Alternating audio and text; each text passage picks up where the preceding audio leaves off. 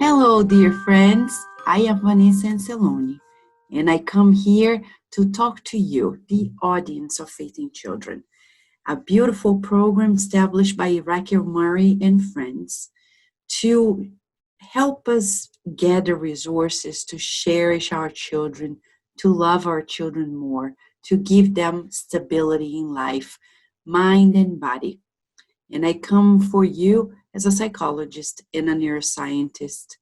Lately, I have been working especially at the School of Emotion, uh, a program that I have to work with individuals and groups to boosting them the best of their emotions. It's more than therapy. It's an educational therapy, we would say this way. And you can go to our website and get to know more at schoolofemotion.org, or you can write to us at yourschoolofemotion@gmail.com, and we'll be happy to assist you.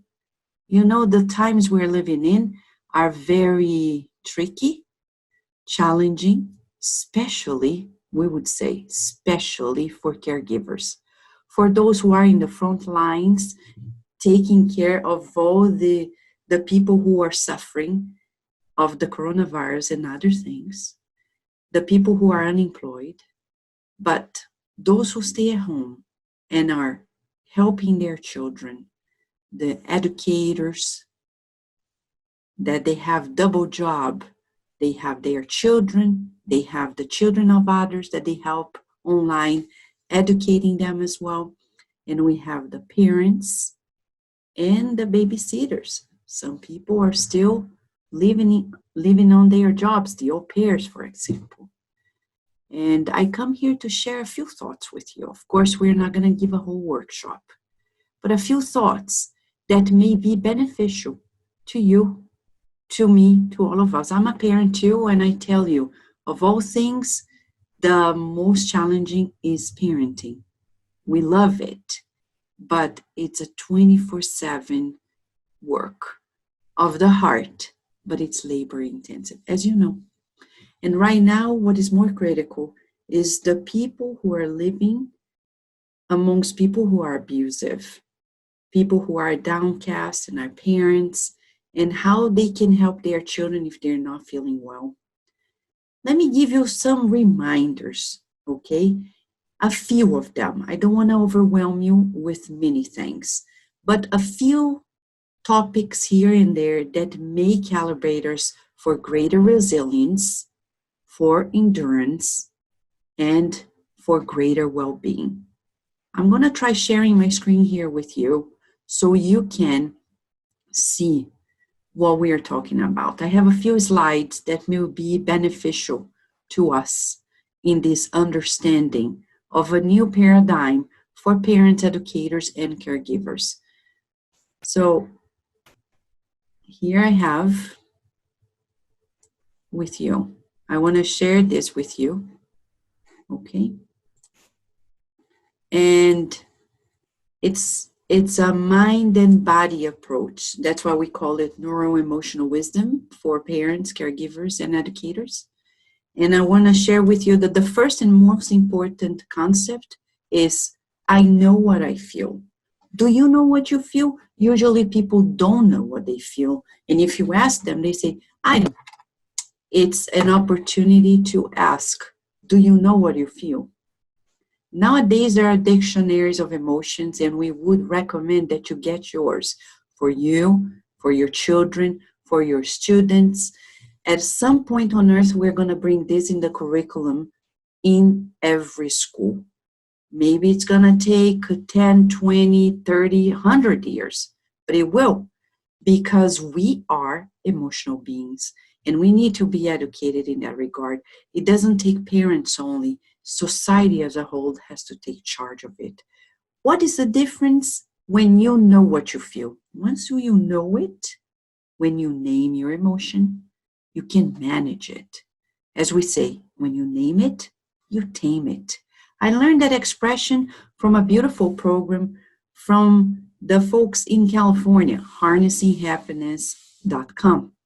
Go there and you're going to find beautiful materials to work on emotions for educators, for parents, and it helps children, teens, and adults from dictionaries to cards of emotions, especially the onion head set, because it talks about peeling feelings. It's very good when we know it doesn't haunt us anymore because we are seeing it. Sometimes our feelings of anxiety and the unknown or fear come because we don't know. Once we know it, we start working with it. Let's say, for example, you're feeling afraid. Of course, fear is natural. And fear right now on earth, it's all the more natural. But you say, but Vanessa, I don't like it. I agree with you. But being afraid of being afraid just worsens it. It's like anger. You are angry. Angry that you can't get out of the house and that you can't do everything that you want, that you can't have your break. But being angry and disliking this anger is not going to help. What do we do? And that's the other step. So first of all, I need to know what I feel. Once you know the emotions, sometimes you talk to a doctor, especially a holistic doctor, a therapist. By knowing what you're feeling, giving names, organizing the emotions, we are set. Completely different from animals. They have no awareness. We do. So we need to boost that emotional awareness. Then the next one, once we identify, we bring it to consciousness, is asking ourselves, what am I feeling? Ask your children too. They feel emotions too. Ask them. Instead of labeling, say, what do you think you're feeling? And you see the tone of voice matters. This is about emotional body language. And instead of grounding and cursing, and we breathe in and out and we say, what am I feeling now? I'm in distress. Okay, maybe my child is too. That's the concept of emotional intelligence. I know what I feel. I know what others feel. Sometimes saying yes or no is not enough to educate. We need to step a little deeper to manage what is around this yes and no in our educational method. And you know that none of us are parenting any child or educating a child or babysitting a child by chance. There is a purpose. I would say that parenting is a school in itself, the school of parents. And we would say any babysitter, it's not by chance that you have that being in front of you. You have a beautiful opportunity to grow, if and only if we surrender completely to that opportunity, that relationship, and make the best of it. First, by understanding what we're feeling, and then looking at others, understanding what they are feeling. By capturing the body language, you can tell. The more we observe, the more we breathe and become mindful, the easier it is to decode what I'm feeling, what others are feeling. Now, that's the next step. Be more aware of our body language. My body expresses my emotions. People rarely know of this. We know it unconsciously. Since nature, you can see that a lion doesn't need to shout, rabbit, I'm going to get you. The rabbit sees it and goes, perceives, hears. So noises, posture, gestures, tone of voice, facial expression, all of it brings 70+% of our emotional expression. So between you and the child, your child, or your student, or your child that you're babysitting, you are exchanging emotions mostly without words. It's a nonverbal process. So before we say anything, let's be mindful of how we're expressing it. Sometimes I like to play with my child. She's 6 years old. And I say, Virginia, let me take a short video of you now, just so you see your face. Just so in the future you see how you look like. Sometimes she's just happy. Sometimes she's crying. And I say, let me show to you how you look like when you cry. That doesn't mean to repress, but for her awareness. And I show it to her. And she's like, oh, that's funny. I never thought of me like this. And now when she's angry or when she's upset or being sarcastic, and then I show to her, but I am also thinking of myself when I am expressing my emotions. It comes to a point in which one day we're going to be so skillful, and that's not being manipulative or calculating, but it's being wise, emotionally speaking. We're going to emit precisely what we want people to feel. Think about a doctor. You want to feel confident. You want to show people that you know they can trust you. You can't say the words and say, trust me, and people are going to trust you. They may, but majority of people without words, they will look at you, and in the whole body language, they are going to capture if you're reliable or not, if you're accountable or not, if they can trust in you or not. The same for our children. The problem is that most often we are not congruent. We say one thing to our children, but we look differently. So we mean well, but then we're upset. We're mixing with our own emotions. So it's like we're angry. And we say, I told you to stop. And then they react. And it gets worse. Because the way we're saying it, it's beyond just the words. It's the way we say it. You know it. So how do you train it? By observing your body language, looking at yourself more in the mirror, and by observing your child as well, to try to picture them in your brain and decode how they are feeling so you can come across more one. Often, we feel one thing, think another, and say a third one, and maybe even do a fourth one, completely splitted. It's fragmented. Children feel it. They don't feel secure. They start reacting to that insecurity that we're passing on to them. So becoming more congruent, as neuroscience says, becoming more one, facial expression, full body language, and the words, it's going to make the rapport much easier. After all, we are not only the brain, we are multidimensional beings, meaning we have a mind and a body. And science agrees that there is, though they can't explain what it is, we know that we are much more than the physical body.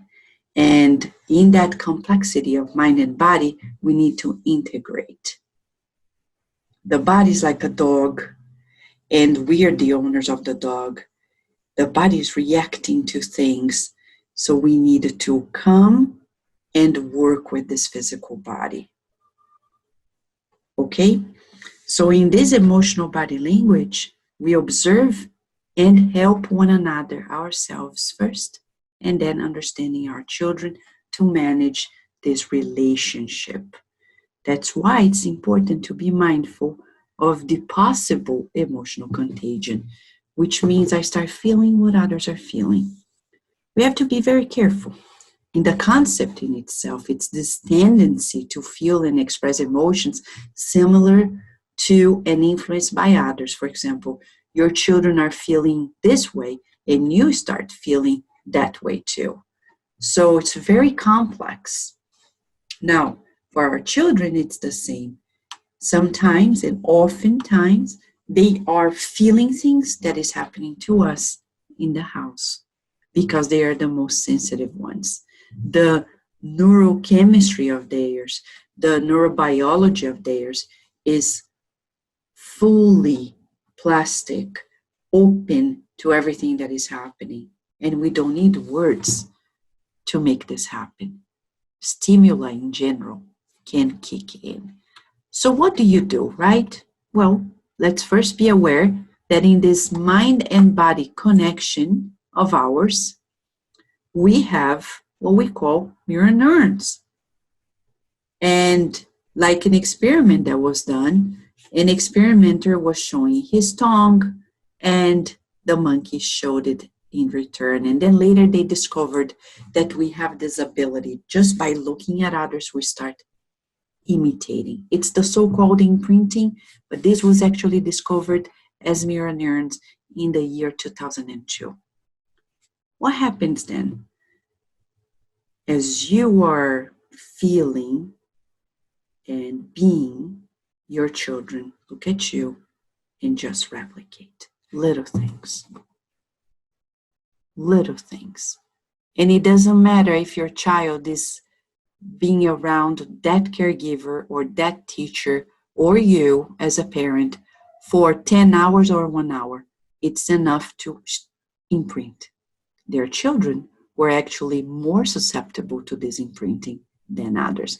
They are more impressionable. So we have to be very careful, because then we have to always take care of the consequences of it all. So what do? Knowing of it, we can take care of ourselves more. Why? That's the good news. Because if by just looking at you, by being around you, they pick up, take care of yourself. Worry less about what I can do. I see many parents that are worried about entertaining their kids. You don't need to entertain them, because that's not what they came to do in life. It's very deceiving to spend the whole childhood being entertained. And then when they come to teenage years, they get to know that life is not all about play. And they become depressed because we've trained them to be in the play mode all the time. Doing the chores at home as naturally as it is a good training. All the studies in science, especially one that was done by Stanford, shows that children who participate in the daily chores, they become more functional adults. Better marriages, better relationships in general, better work relationships, and health. So by being, we just pass it on to them. That makes life so much easier, right? We can breathe. You don't need to be constantly there, only for them, forgetting about you. Take care of yourself with your love, and by doing so, you're emanating it to them. By doing the things you need to do with love, they are picking up the love that you're doing with things. If you work on your job with love, they're going to adore loving one day. But if we don't love it, they're going to pick up from the get-go. I know parents who don't like school, and they pass it on to their children. They pass this feeling that it's not good, that drag, and children pick up on that too. So by doing things in the way that is healthy for us, it naturally passes on to them.